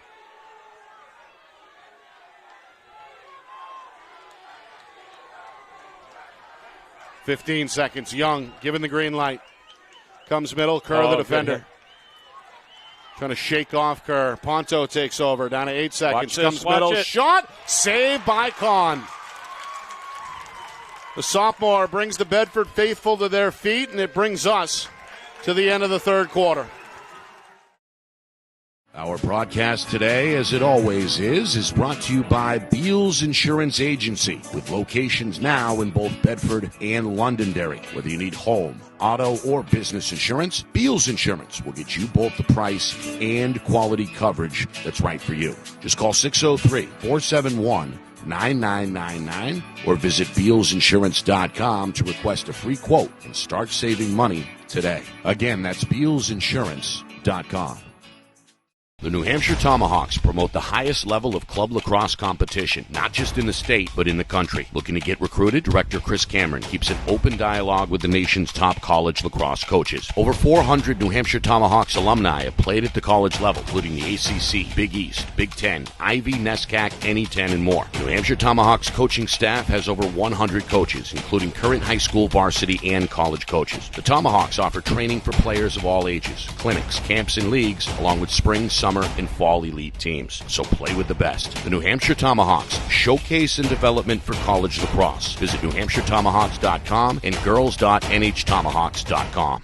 How can you reach your team's fundraising goals at no risk and no cost? MG Sports offers a variety of products to make your team's fundraiser a success. Their products include tickets and discount cards to hundreds of local businesses. MG Sports now has a digital platform where athletes can raise funds in the comfort and safety of their own home. So become another lacrosse program like Bedford, Goffstown, or Memorial that sets fundraising records every season. MG Sports, fundraising made easy. Visit mgsportsfundraising.com to start raising money for your team today. Anybody's guess as we go down the home stretch. 12 minutes to go in regulation. BG in search of their 4th straight Division I title, narrowly leading the top seed Bedford 10-9 after 3. Wow, give it to Paulo Vasquez there, winning that faceoff, which was critical on that lock on Hayden to get possession for the Cardinals and just wind that clock down on what Bedford could have capitalized on to take control of this game in a big way. 90 seconds of lock penalty time, and they come up with at least one goal there.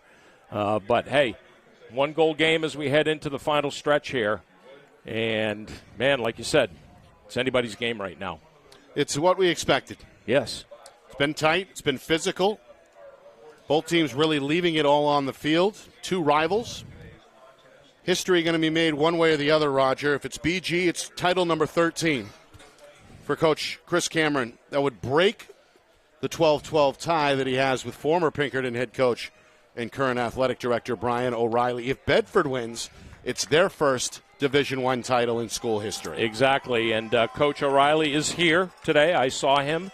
If the Cardinals are lucky enough to win this one, he'll be handing that NHIAA championship placard over to Chris Cameron. Funny enough, the last time BG lost to an in-state opponent was the 2019 championship, which happened to be Coach O'Reilly's final game. Final game, yeah, because then COVID hit, and then Gaudreau took over. That's right. Exactly. All right, Roger. 12 minutes to go. What's the message that each coach just delivered to their teams on the sideline? You guys play your game. Play the game that we know how to play, and that's for both sides here. That's for both sides. For BG, stop the unforced errors, ball possession, which they've done a very good job with today, and Bedford's got to do the same. They've got to be. They've just got to be patient. Vasquez, another face-off win. He has been outstanding. Absolute money today. Vasquez stays on the field, and Coach Cameron calls for time. Why not? Didn't like the way that play was progressing. And I'm okay with that. I mean, we just talked about it. Get possession. You know, Paulo's not a stick handler. He's not the one you want with the ball to protect the ball. He's deep in their own offensive zone. Get a good possession. Meanwhile, to recap, Bedford, they scored first. Freshman Sam Barad about 5 minutes in.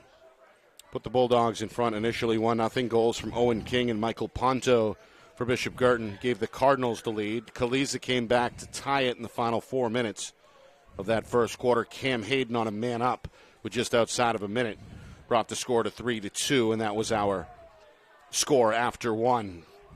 Bishop Guertin extended that lead to 4-2 early with a man-up goal from Michael Ponto, his second. Kaliza's second for Bedford a moment later made it 4-3. BG up 5-3 after Bo Dubois scored his lone goal. Bulldogs put together two in a row. Purnell and then Helton.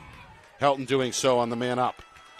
And then the final 2.5 minutes was huge for Bishop Guertin. They scored 3 times, the final 2 in the final 18 seconds. And that gave BG what was the biggest lead at that point, 8-5 at halftime. 9-5 was the Cardinal lead after Owen King cashed in 4 minutes into the third quarter for the second time. Bedford, though, responded with 3 unanswered.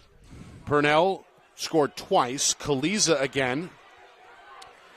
That brought Bedford within 9-8. Caleb Young gave BG a little breathing room in the final 4 minutes of the third quarter with his second goal. 10-8 Cardinals at that point. Barad checked in the final 93 seconds on the man up for Bedford. The freshman scores for a second time, and that is where we are here now with about 45 seconds gone by in this fourth quarter. A 1-goal difference, BG 10, Bedford 9. Yeah, a couple of quick score updates. Portsmouth, third quarter, 11-6 over Derryfield. That's got to be their largest lead so far. Yeah, and contested shot for Young stays in bounds. It bounced off a player on the near side. And ultimately, it's scooped up in cage by Kahn. A bouncing outlet pass handled by Henrishon, the big defender up the sideline. Finds Matthews, who spins, controls, crosses midfield, and comes up with the Bulldog clear. And quickly, D3, halftime, 2-1 Campbell. There you go. Over Bow. Defensive effort there between the Cougars and Falcons. Glad you could join us here for this D1 championship. Nick Anastas, Roger Howe.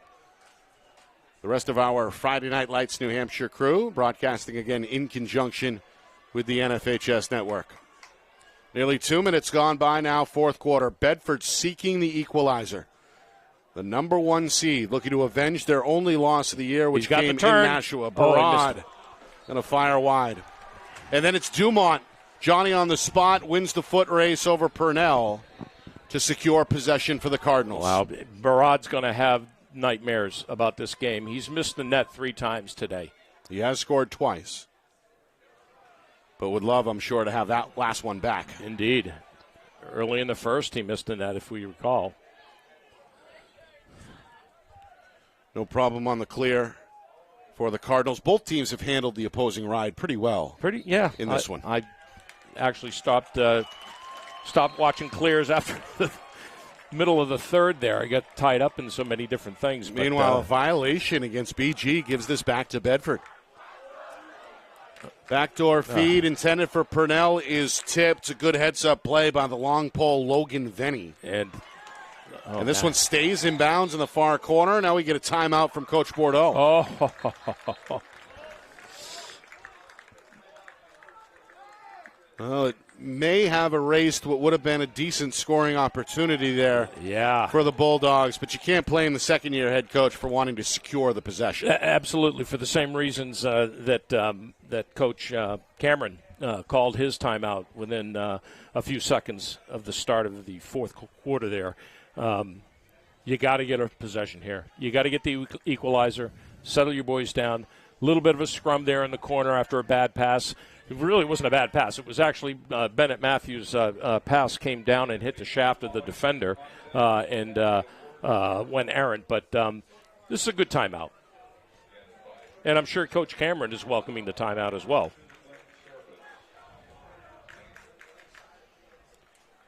Well, this one has been fun. Highly anticipated.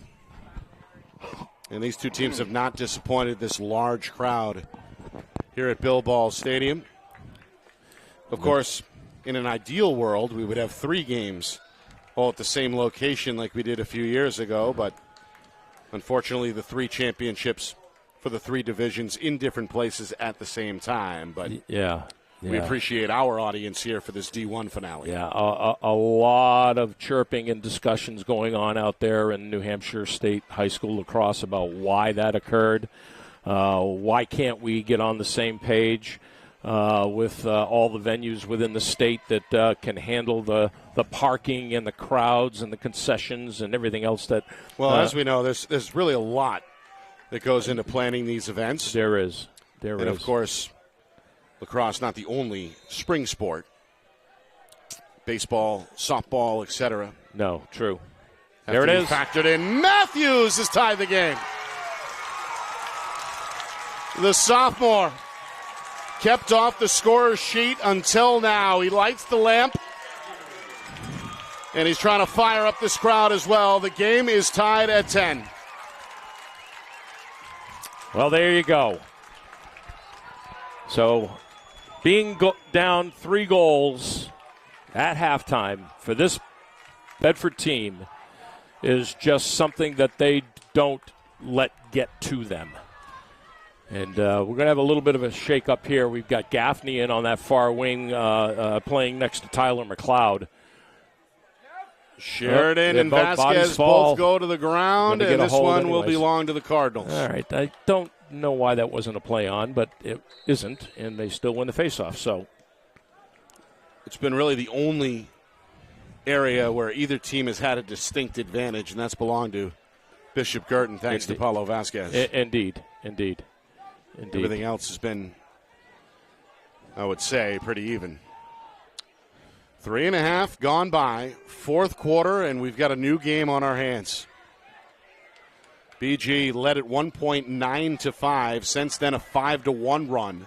Ooh, watch Bedford. this. Oh, Shot, score, a sweeping high to low for Cam Hayden. Could see that one developing, Nick, from way up here. Did not like the way the defense was heavy on this near side. And that leaves Cam Hayden open. He's my wouldn't call him a dark horse out there, but he's one of my favorite Cardinals this season, the way he's progressed. He has just been a tank out there, and he just keeps going. It's his second goal. And it couldn't have come at a better time for Bishop Guertin as they jump back out in front 11-10. He's got an assist, too. He had an assist in that second quarter on one of Ponto's goals. Vasquez gets away from Kerr. Going to go down the alley. Shot saved by Kahn. This one rolls out of bounds near side. Kahn, another stop. Double digits now. Yeah, he's been I've got him at 12. Big difference between him and Murphy. I guess you could say that when Bedford shoots, they score, because Murphy, in my counts, only got 2 saves. BG has more shots on goal. Seriously, nice save again. Is that a whistle? Yeah, they wave it off before the shot. It's against BG. So they're not going to give him that one. All right, we need Bedford needs a good clear here. Ponto in the face of Kahn, making it tough to get it out. Finally does. Helton going to jog down the middle. And cross midfield for another successful Bulldog clear, as Bedford now looking to tie it once again. 4.5 gone by, fourth quarter. Barada gets Venny. Hooks up with Purnell. Bulldogs keep 2 behind the cage for now. Matthews a third, drops the pass. Well, Guerrero was in that mix as well, breathing down Matthews' neck. And what may have been, or should have been, a simple exchange ends up as a Bedford turnover. Exactly. Now Micah Dunsmore near side. Fakes the pass, keeps it, looking to avoid a double team. He's stood up by Barad. Split dodge attempt, it's out. Kaliza poked it loose. Dunsmore trying to find it. Whistle. Oh, way on the far side by official Vefke. He saw something. Is that a clock violation? I don't think so. Yes, it must have been. Far side. Long pass tipped and stolen by Alex Dumont. He did not get a touch. He did not get a touch. I know, but Dubois is going to take over here. Okay. Just over 5 minutes gone, fourth quarter. Dubois trying to run away from Sam Durso, senior long stick defender, or long stick midi for Bedford. And Jeremy Warren gets rid of it. McGarry rifles it far side, and BG ready to set up again, hoping to double their advantage here as we near the midway point of this final quarter. Pass deflected. Durso got a piece. And then King fans on the ground ball. It's up for grabs, and King finally secures it for BG. Got to get in. Up top, Dubois. Closed out well there by Sheridan. Dubois okay, though, with pulling it out and taking this fourth quarter clock to the midway point. Now Warren going to take over. One-on-one behind the net against Helton. Back to the cage, near side, nowhere to go.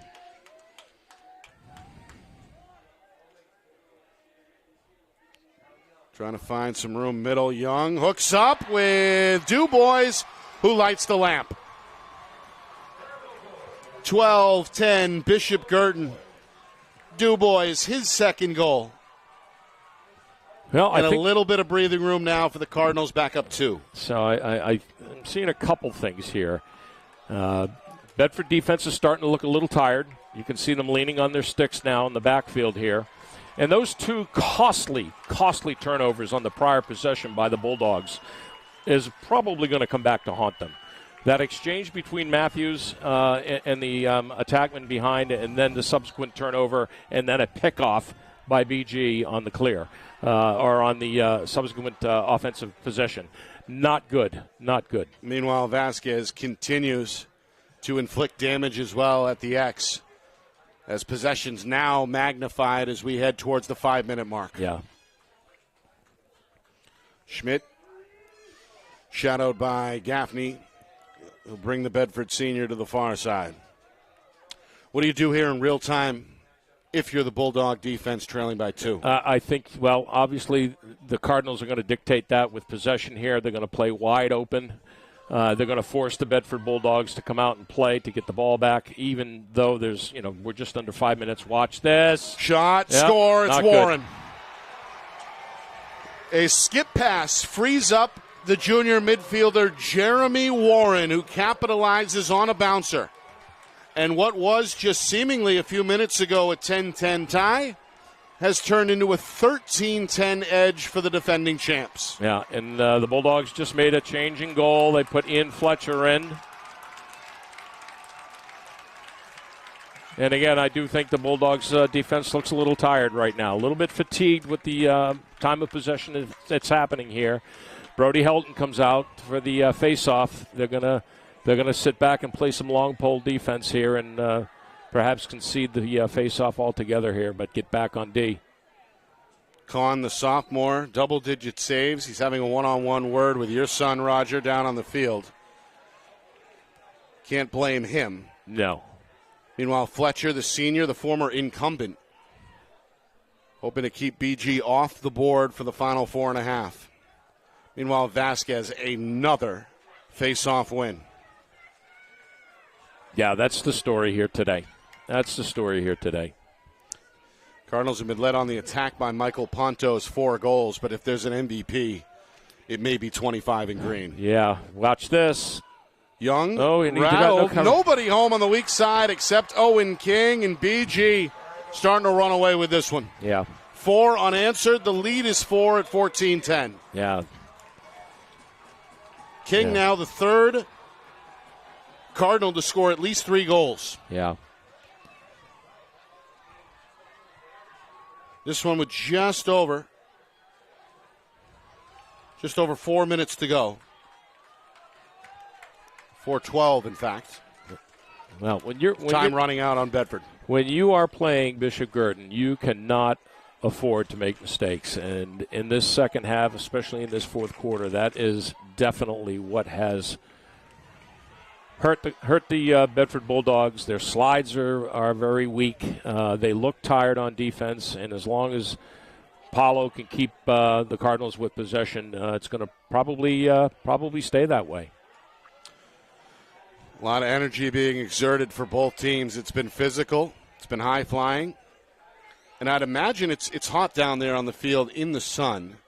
Temperature inside of 80 degrees, but nonetheless, not a whole lot of shade cover. Yeah, in this one. Procedure, I'm not sure. Maybe Coach Cameron shrugging his shoulders as well. Something there at the box, obviously. Soden, a quick clear for Bedford. Bulldogs have to hurry. Timeout. Yep. And that'll be the final timeout for Coach Bordeaux.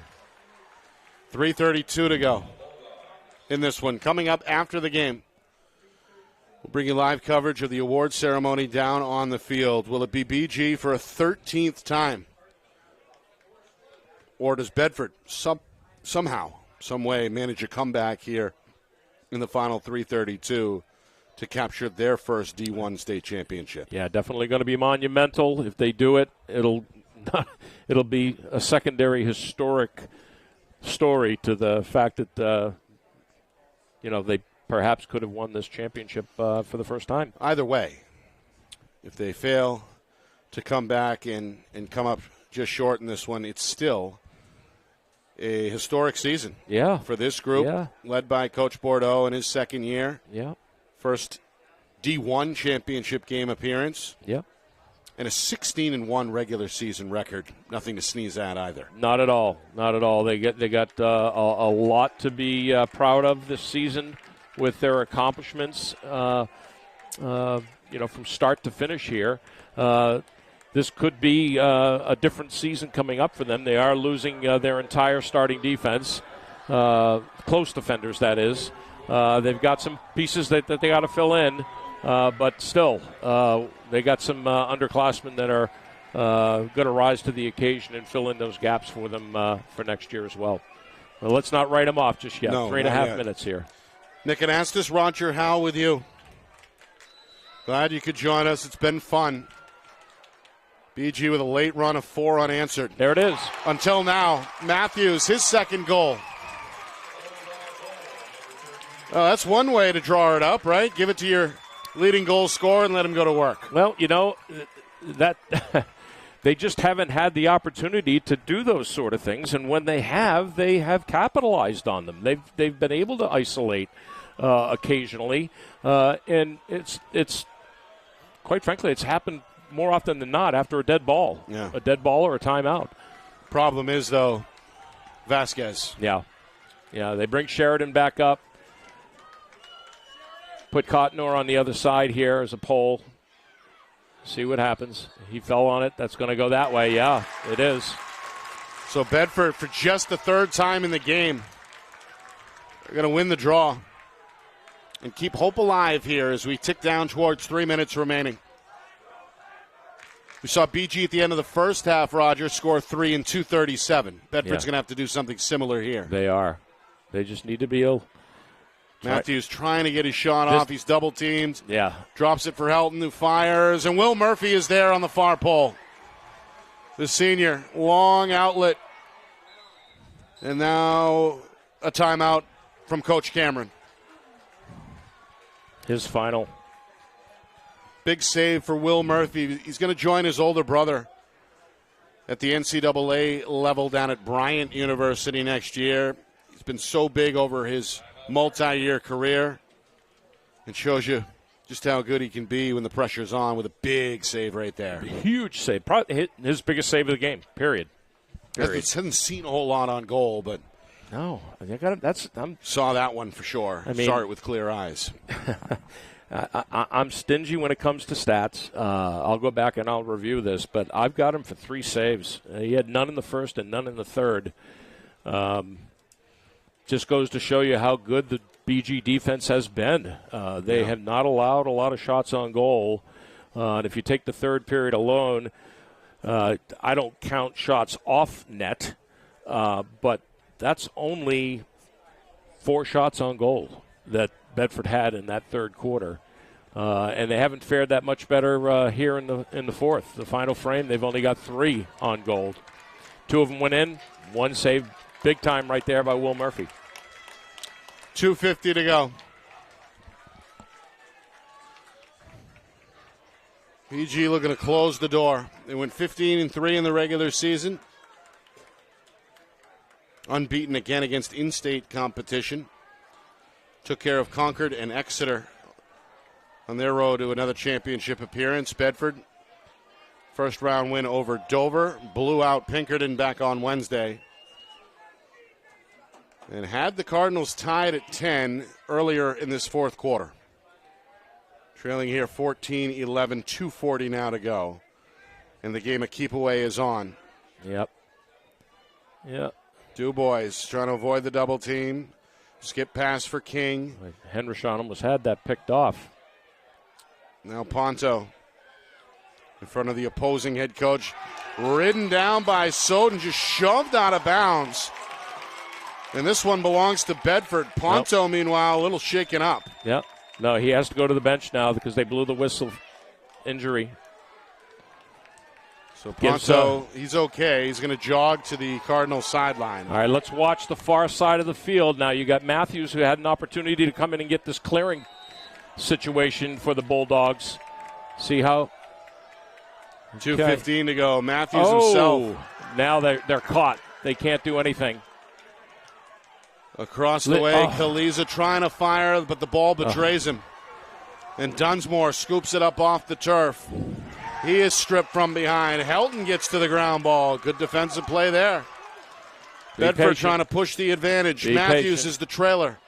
Dodge to his right. Tangled up from behind. He loses it. Trying to regain in front of the BG bench. Spins his way away from 2 defenders. Kaliza hit on the release. Ball is out. And then the foot race is won by Alex Dumont with 1:42 to go. Chaotic back and forth results in a BG possession. And now the Cardinals, who have been very good on the clear today, look for a long outlet. It's handled on the bounce by DuBois. Wide open is Ponto, who brings it home. Empty net for a moment. Ponto takes advantage. Had 4 goals in the first half. It's his first since. He's got a game-high 5 to his credit. And none bigger than the exclamation point right there with 88 seconds to go. Well, you can't come away from this fourth quarter saying that the Bulldogs didn't have their chances to do some damage here. Every step of this fourth quarter, especially here in this last, 4.5, 5 minutes, had their opportunities, just could not get the job done. Meanwhile, Coach Cameron involved in a conversation with the officials. Something being explained to the longtime head coach. Yep. And it's seemingly something that didn't sit well with Coach Cameron. Now the officials will gather at midfield. I don't know what that is all about. That may have just been a long way of confirming that last goal. Yeah, okay. Well, I don't know why Coach Cameron was getting upset about it. 15-11 is the score. And we get set for another faceoff. It's Vasquez against O'Toole. Vasquez the win. Spins away from the double team. And another violation. No idea. Another procedure call. That's bitten the Cardinals a few times. But that's the senior official there, too. Not that. Bedford, though, trailing by 4 and running out of time. We're approaching the final minute. Reminder, live coverage of the awards ceremony coming up momentarily. Helton, step down, nice save by Murphy. Big save. Cat quick to his right, kicked that one away, and it belongs to his team. We're inside the final minute. BG closing in on a fourth consecutive. Murphy looking for a shot from way back. Open net. The target. Coach Bordeaux electing to go with the extra defender here. Next year, that may not count as a shot. I'm hearing there's noise about not allowing that to be a shot next time. Meanwhile, Coach Bordeaux saw something that got him excited. The officials apparently saw the same thing. This one goes back to Bedford. But the Bulldogs are just about out of time. We're down to 30 seconds. Meanwhile, it's Soden. Goes to Barad. Now they find Matthews, the trailer. Matthews to his left, trying to find some shooting space here. Oh, yeah. And he's going to score. Wow. Knocked down to his right. Somehow sneaks it past Murphy with 17 seconds remaining. So this one not quite over yet, but just about at 15-12. Yeah. Well, it was the Bennett Matthews show here for the Bulldogs offensively in this fourth quarter. That's his third of the quarter. You can't keep a player of that magnitude down forever. No. Who's scoreless through three quarters, but comes up with the hat trick anyway. But none bigger than Vasquez. He's going to win the draw. He's going to take a hit. Play continues. Final 5 seconds. Now we do get a whistle. And this one will go back to Bedford, but that's just about it. A historic day for Bishop Guertin. They win their fourth in a row. Coach Cameron has now won a record 13 state titles as Bishop Guertin crosses the finish line with a 15-12 victory. They are your 2024 NHIAA Boys Lacrosse Division I state champions. A very entertaining game, a physical game here in Exeter, but in the end, the Cardinals, despite being shorthanded, pull away in the fourth quarter and are victorious yet again with a 15-12 win. Yes, and in my book, Paulo Vasquez, he gets the player of the game. He is by far the difference in this game, and without him dominating the face-off game, you don't have the outcome of what you've got right now. Just him alone created possessions that made the Bedford defense extremely tired in this fourth quarter, if not maybe halfway through the third. And when you are playing a team of the caliber and talent of the Cardinals, you cannot afford to not play your game defensively as they have done all season long. So congratulations to the Cardinals. Another job well done, 15-3 during the regular season. They still have not lost a game against an in-state opponent since 2019. Coach Cameron now alone in a league of his own in terms of state championships, 13, breaking what was a 12-12 tie with former Pinkerton head coach Brian O'Reilly, who is a member of the lacrosse committee. He's down on the field along with NHIAA President Jeff Collins. A lot of respect between those two former rivals. Yes. And, of course, for Bedford, as we touched on a few moments ago, certainly a historic season, a campaign filled with a lot of firsts, including a Division I championship game appearance. They will lose the core of that defense in the offseason, but nonetheless bringing a lot back. They've got that culture reignited. They've got a fun coach to possession, and BG picks it off. They have had their opportunities in this game late. Not holding for the final shot of the first half. That was huge. Yeah, that was a 2-goal turnaround that made a 3-goal difference, or 1-goal difference into a 3-goal difference, and that should not have happened. But that's the maturity level that the Cardinals have throughout their lineup, and Bedford needs to get to. So congratulations to Coach Cameron. Love you, Chris. happy for you for number 13. Also, congratulations to all 35 on the Cardinals roster. Yeah. Well done. They do it shorthanded without Brady Dumont, the Villanova commit, which I'm sure was tough for him to have to watch this on the sideline. Yes. Unfortunately, he suffered a leg injury in the season, the regular season finale, and was unavailable for the tournament. His brother dressed, though, after sitting out the semifinal win over Exeter, and he made a big difference today as well. Meanwhile, the silver medals being handed out to this Bedford group. There's clearly a lot of disappointment on the faces of some of those players, especially the seniors, but they've got no reason to hang their head, as we just talked about. Exactly. And I would tell you that, although Brady Dumont, a little saddened, I'm sure, that he didn't get to play in his last senior game as a senior. At the same pace, look at what Ponto did today. 5 goals. 5 goals. Now, I take him as being the one that filled in for Dumont, don't you? I mean, you had Williams out there. He was big against Exeter as well. Exactly. Well, Dumont didn't play against Exeter, so right. That was exactly the point.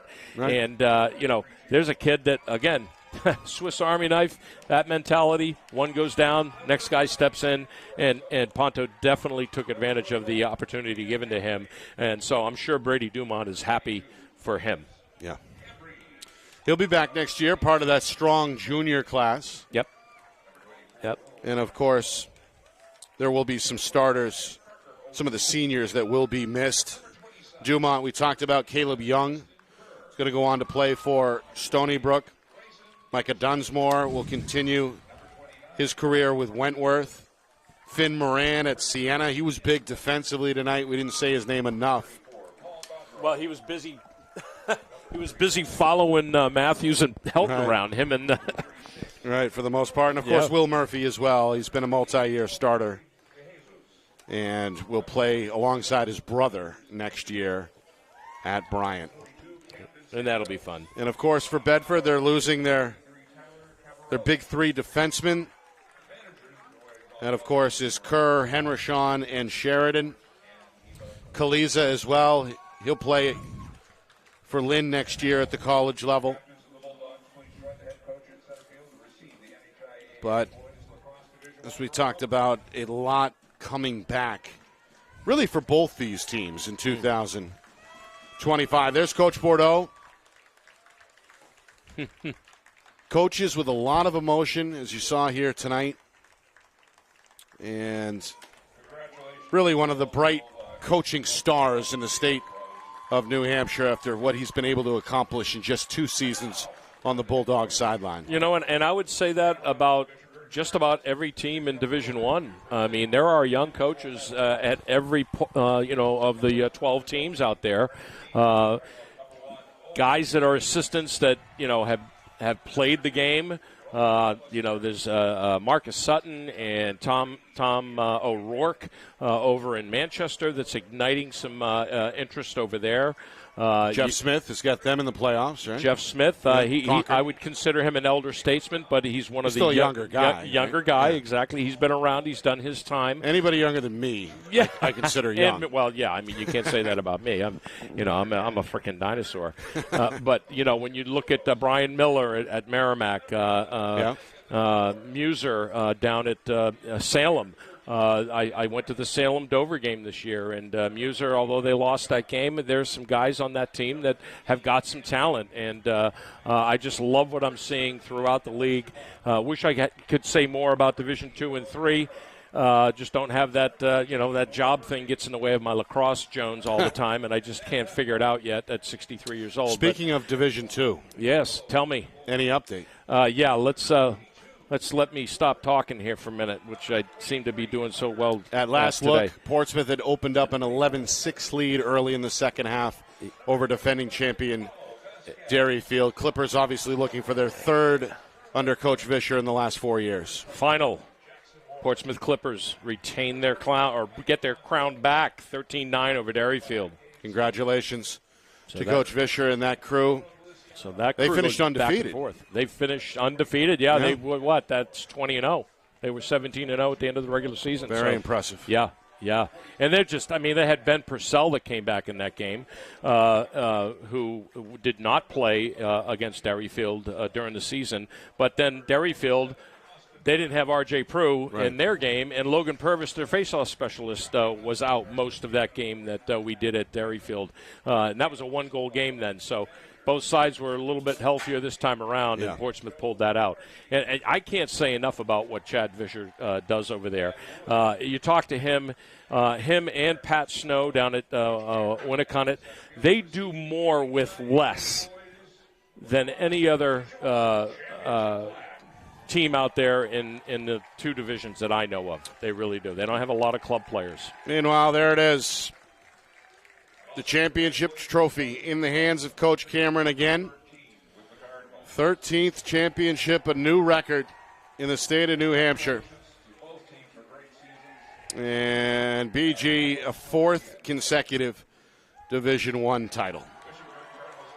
Roger, your final thoughts, not just on this game here tonight, but another successful season for us at Friday Night Lights New Hampshire, and really another successful year of high school lacrosse in the Granite State. Yeah, I'm exhausted. I had an absolutely fantastic time doing games with you this year. I would like to do way more than we did, and hopefully we can do that next year. We're going to work on that for sure. But it's always been a pleasure working with you and the team here at Friday Night Lights and NFHS for the playoffs here.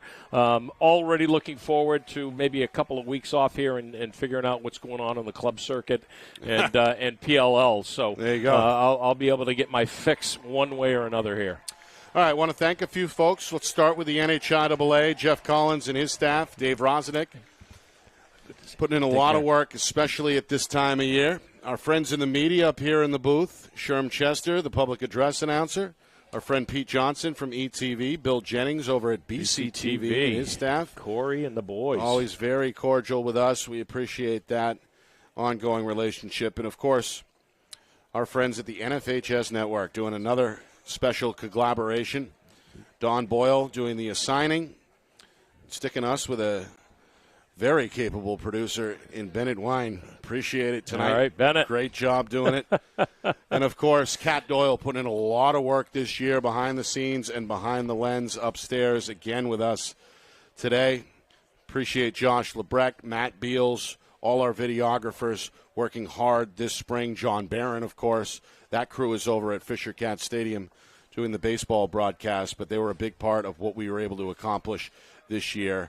And, of course, our Friday Night Lights New Hampshire sponsors, Beals Insurance, the New Hampshire Tomahawks, and MG Sports Fundraising, always coming up big each and every season. Appreciate them.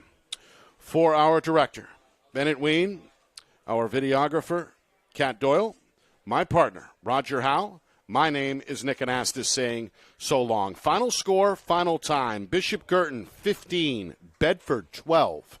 This has been a presentation of the 2024 NHIAA Boys Lacrosse State Championship game right here on Friday Night Lights New Hampshire, broadcasted in conjunction with the NFHS Network.